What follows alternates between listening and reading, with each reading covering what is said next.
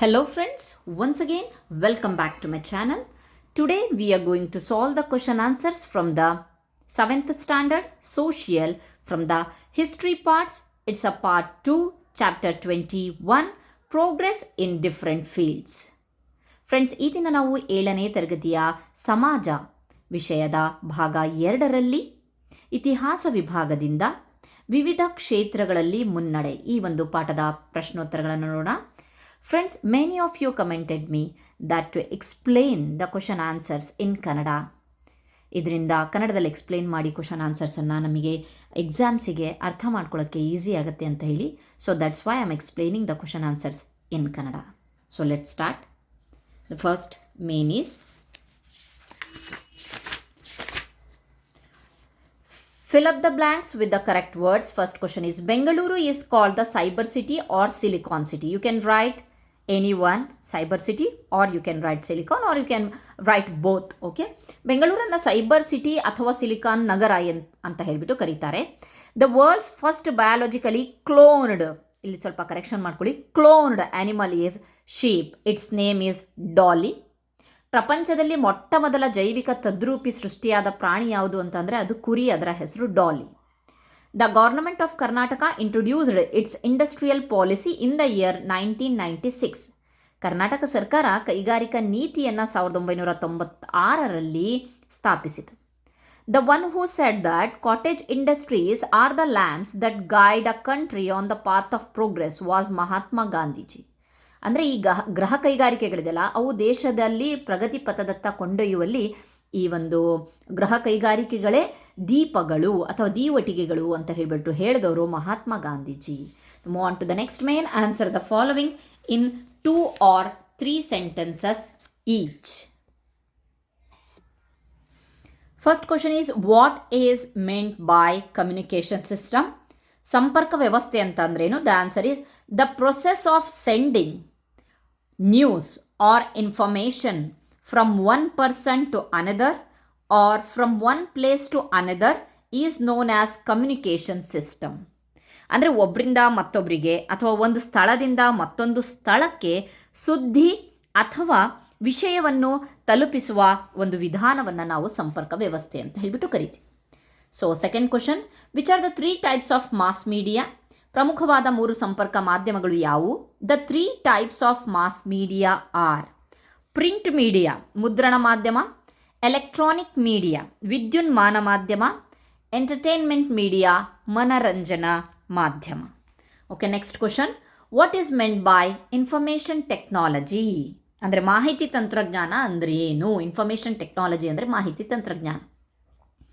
The answer is the creation and spread of information with the help of technology is called information technology. ಅಂದ್ರೇನು ಅಂತಂದರೆ ತಂತ್ರಜ್ಞಾನದ ಸಹಾಯದಿಂದ ಅಥವಾ ನೆರವಿನಿಂದ ಮಾಹಿತಿಯ ಸೃಷ್ಟಿ ಮತ್ತು ಪ್ರಸರಣದ ಪ್ರಕ್ರಿಯೆಯನ್ನು ನಾವು ಮಾಹಿತಿ ತಂತ್ರಜ್ಞಾನ ಅಂತ ಹೇಳಿಬಿಟ್ಟು ಕರಿತೀವಿ. Okay, next question, what do you mean by biotechnology?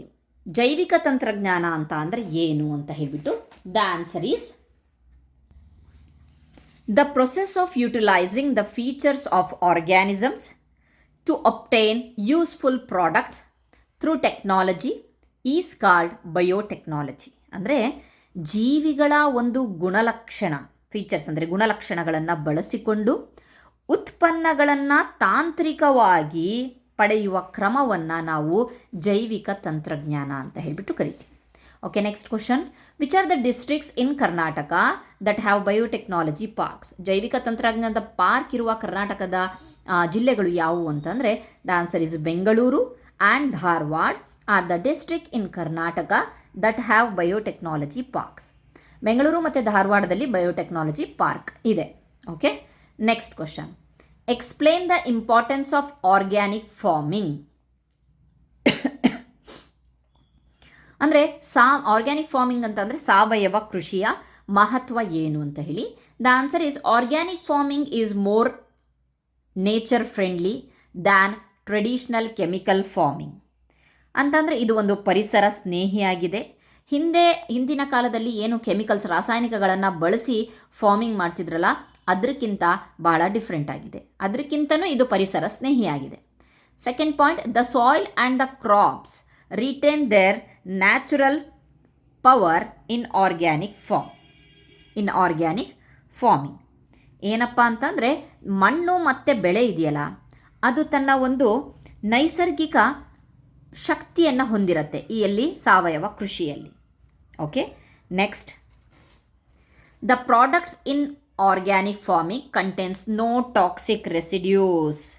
ಏನಪ್ಪ ಅಂತಂದರೆ ಯಾವುದೇ ರೀತಿಯ ವಿಷ ಉತ್ಪನ್ನಗಳನ್ನು ಹೊಂದಿರುವುದಿಲ್ಲ. ಇದರಿಂದ ಯಾವೊಂದು ಪ್ರೊಡ್ಯೂಸ್ ಬರುತ್ತಲ್ಲ ಅಂತಂದರೆ ಪ್ರೊಡಕ್ಷನ್ ಬರುತ್ತಲ್ಲ ಅದು ಯಾವುದೇ ರೀತಿಯಾದಂತಹ ವಿಷ ವಸ್ತುಗಳನ್ನು ಹೊಂದಿರುವುದಿಲ್ಲ. ರಾಸಾಯನಿಕಗಳಿಂದ ಮುಕ್ತವಾದಂತಹ ಉತ್ಪನ್ನಗಳು ಸಿಗತ್ತೆ.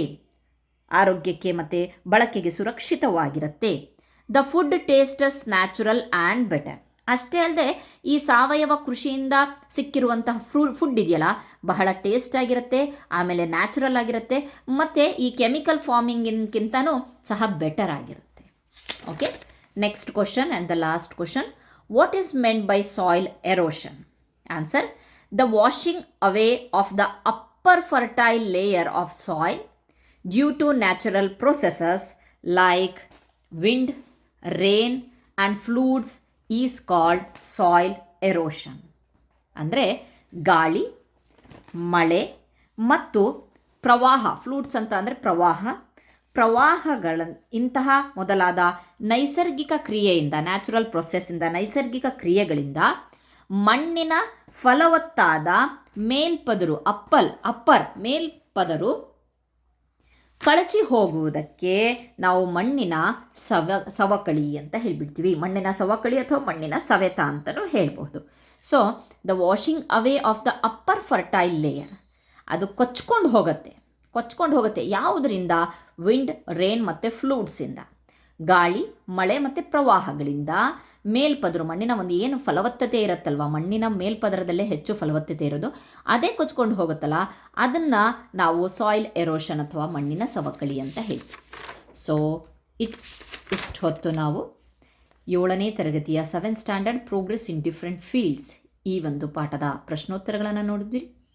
ಈ ಒಂದು ಪ್ರಶ್ನೋತ್ತರಗಳನ್ನು ನಾನು ಕನ್ನಡದಲ್ಲಿ ಎಕ್ಸ್ಪ್ಲೇನ್ ಮಾಡ್ತಿದ್ದೀನಿ. ನಿಮ್ಮೆಲ್ಲರ ಒಂದು ಅನಿಸಿಕೆಯ ಮೇರೆಗೆ ನಾನು ಕನ್ನಡದಲ್ಲಿ ಈಸಿಯಾಗಿ ಮಕ್ಕಳಿಗೆ ಅರ್ಥ ಆಗೋಕ್ಕೋಸ್ಕರ ಕನ್ನಡದಲ್ಲಿ ಎಕ್ಸ್ಪ್ಲೇನ್ ಮಾಡ್ತಾಯಿದ್ದೀನಿ. ಐ ಹೋಪ್ ನಿಮಗೆ ನನ್ನ ವೀಡಿಯೋಸ್ ಇಷ್ಟ ಆಗ್ತಾ ಇದೆ ಅಂದ್ಕೊಂಡಿರ್ತೀನಿ. ಇಷ್ಟ ಆಗಿದೆ ಅಂದಮೇಲೆ ಒಂದು ಸ್ವಲ್ಪ ನನ್ನ ಚಾನಲ್ಗೆ ಸಬ್ಸ್ಕ್ರೈಬ್ ಮಾಡಿ, ಲೈಕ್ ಮಾಡಿ, ಶೇರ್ ಮಾಡಿ, ಕಮೆಂಟ್ ಮಾಡಿ. ಇನ್ನೂ ನಿಮಗೆ ಯಾವ ತರಗತಿಯ ಯಾವ ವಿಷಯಕ್ಕೆ ಸಂಬಂಧಪಟ್ಟಂತಹ ಕ್ವಶನ್ ಆನ್ಸರ್ಸ್ಗಳು ಬೇಕು ಅಂತ ಕಮೆಂಟ್ ಮಾಡಿದ್ರೆ definitely I will do my level best. Thanks for watching my videos. Thank you.